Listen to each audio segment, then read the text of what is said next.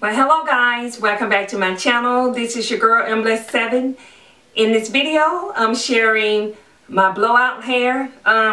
This here is what 21 months post-natural.